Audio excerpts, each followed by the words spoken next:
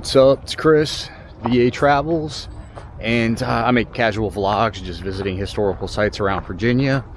And today I came out to Smithfield Plantation out in what was the frontier back in 1774, right next to Virginia Tech. I'm down in Blacksburg, and this house was built by Colonel Preston. So I'm gonna go in and get my ticket and check this place out.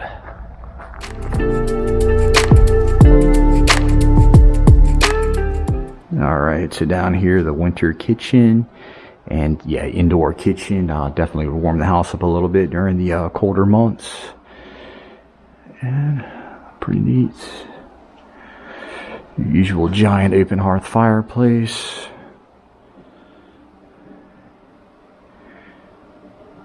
And yeah, pretty dangerous trying to cook in there. All your usual kitchen utensils, and actually I've seen this was used to press clothing, actually, to add little ruffles into the fabrics to kind of fancy them up. Waffle maker. This was a toaster. Stick the bread in here, you could spin it around. Looks like a giant block of tea with some Asian writing. So showed you had a little bit of money. And yeah, just used to grind down corn, wheat, like that. And of course, back then you had to do it all yourself, make your own clothing. And 216 slaves throughout the history of the plantation. That would be from 1774 until, of course, 1865.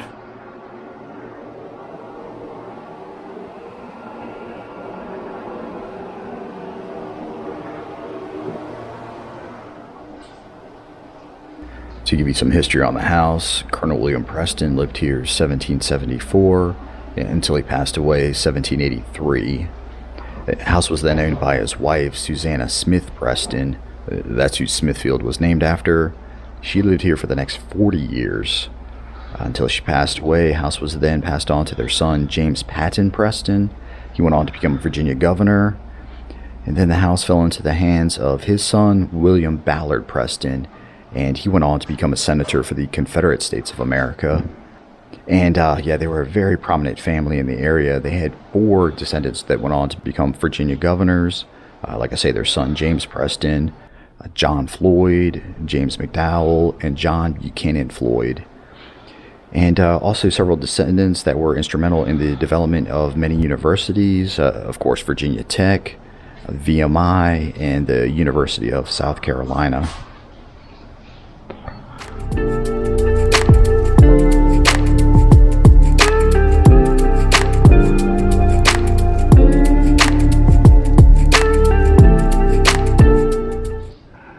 Obviously, this is the dining room.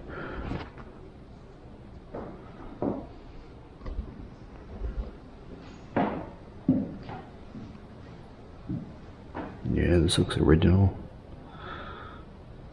It's pretty old, at least.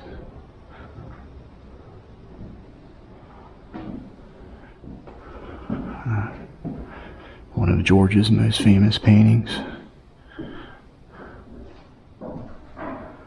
Oh yes, the first school in the area was in this room.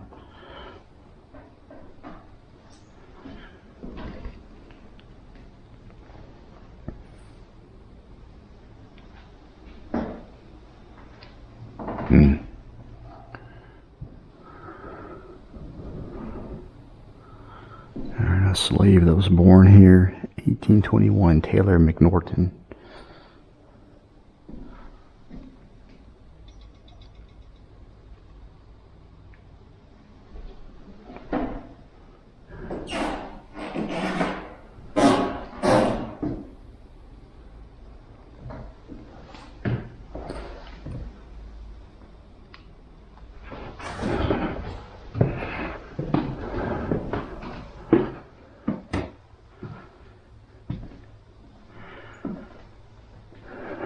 Alright, children's room. Yeah, they had 12 children.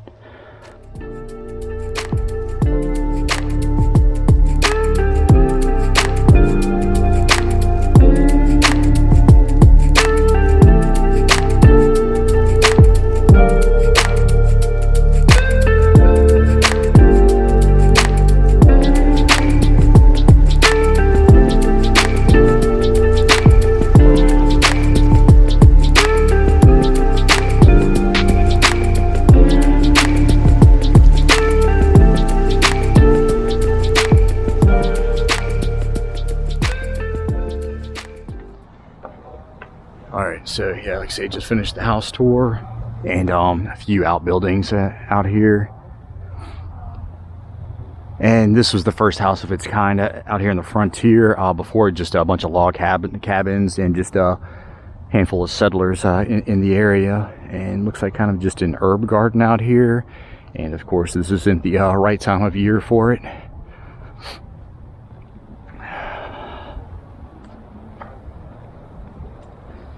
Indigo, parsley, foxglove, orange mint.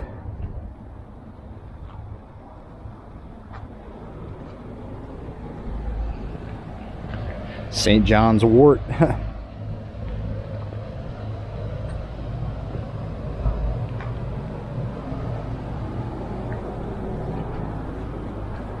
These are just bathrooms. See what's over here.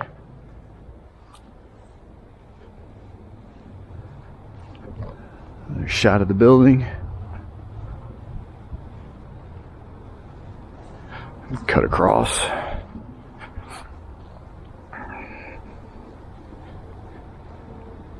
Alright, so slave cabin right here. Sierra, whoa, wasn't watching my step. Sierra 1820. It was located on this site. Yeah, it looks like a reconstruction. Okay, so it looks like it was moved here from another Preston location, and this was the original site of the summer kitchen. So, walk inside.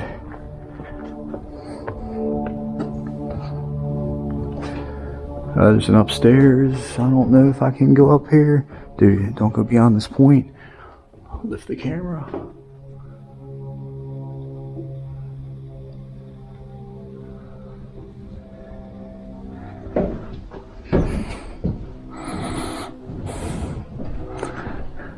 Yeah, of course you got your loom. Some pottery. I wonder what's I don't know if that's the back door, I guess. Yeah. It's a small kitchen.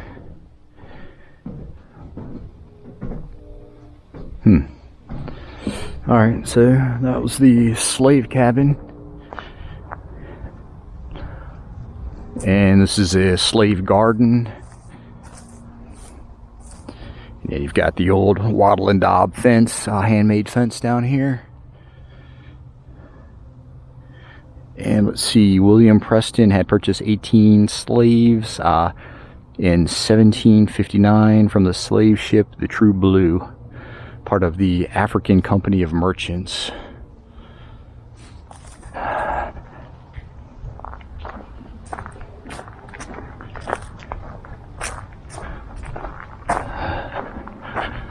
See what this building is.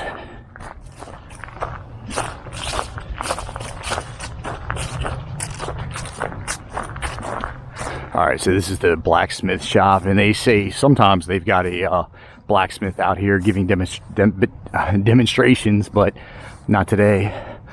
Alright, upon his death, 1783, a set of smith tools were listed in Colonel Preston's estate. And this is where they just made shoes for the horses, and of course farming utensils.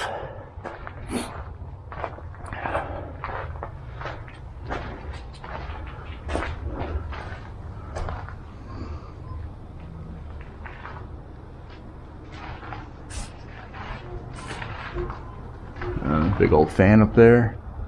Looks like, yeah, you pull it. I haven't seen one up high like that.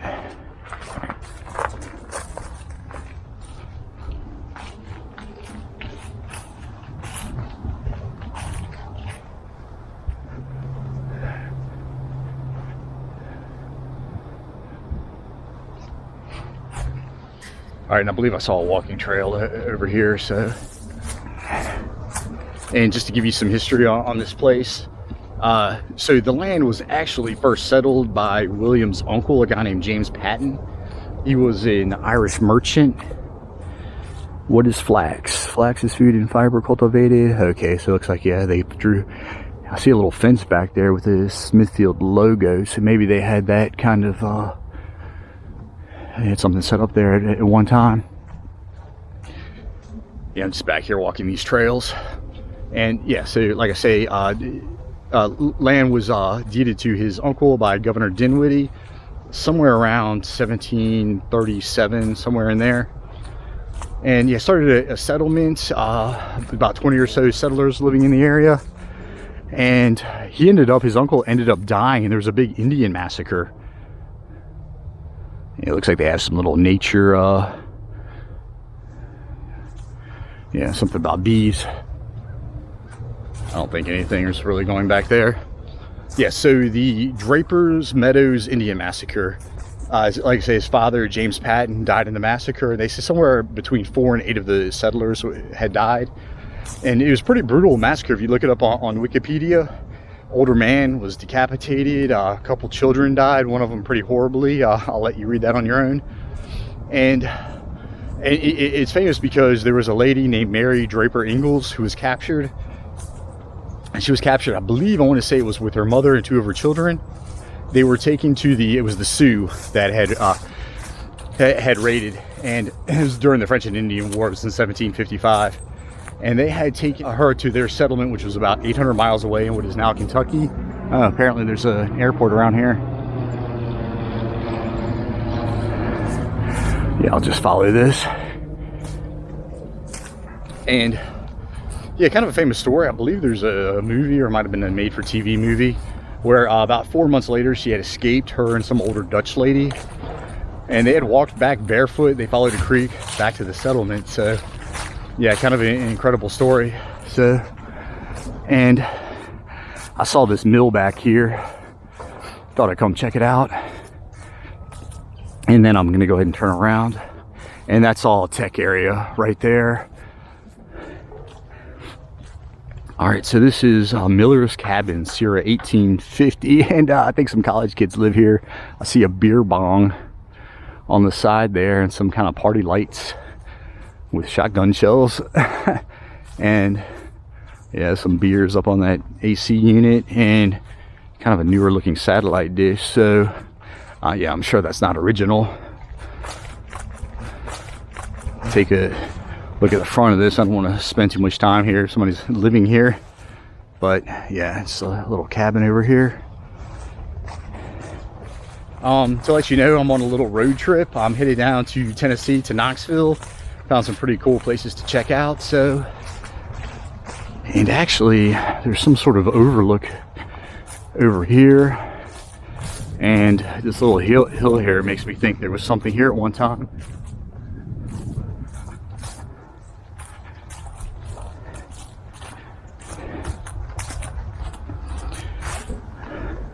Okay, yeah, you can tell there was something right there, those stones. And if I just had to guess, it looks like water maybe came, like there's possibly a mill here, and the mill wheel was right there, if I had to guess, or maybe on the other side, I don't know. This is just another little nature overlook, a tree swallow. Oh, also you might see some palisades up there, and he originally had the entire area surrounded by those palisades. Like I say, it was at the beginning of the Revolutionary War to keep the British out, and also because of Indian attacks. Oh, so all right. Okay, so it looks like William Preston's law office was here. Or actually, that would be William Ballard Preston, his grandson. William's grandson, built 1840, destroyed in a fire 1929. So, actually I found a couple of other things. I see a little building up there I'll walk to real quick. It says the Pavilion at Smithfield, and built to reclaim timber. Yeah, they have weddings and whatnot out here. More nature, apple orchard.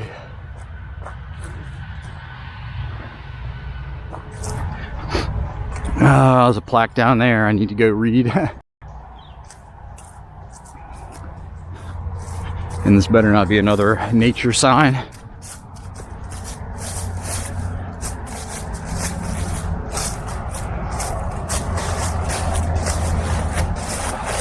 Yeah, of course. Sycamore tree and spring house. All right, so it looks like there was a spring house over here on top of a spring where they would collect fresh water. And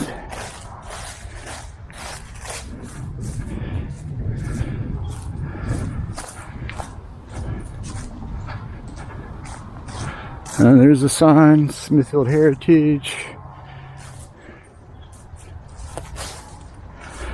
Just saying the Prestons grew apples for eating and making cider. All right. Preston Cemetery, Sierra 1782 at the Mary Oak. So that dead tree down there, I guess. Hope this isn't too muddy.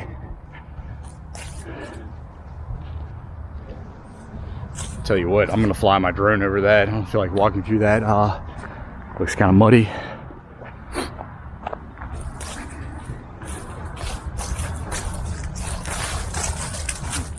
All right, and one last placard on my way out, dedicated to William Ballard Preston, the grandson of Colonel William Preston, who had built the house. And as I had mentioned, he was a Confederate senator, served in the Provisional Confederate Congress, and also was at the Virginia Convention that voted to secede from the Union, although it says he voted reluctantly, and also served in the cabinet under Zachary Taylor. Pictures from 1849. And let's see, that's him on the far left, and he was the Secretary of the Navy. No, sorry guys, I'm in a restricted area. Apparently there's an airport not too far from here, so no drone footage today. See ya.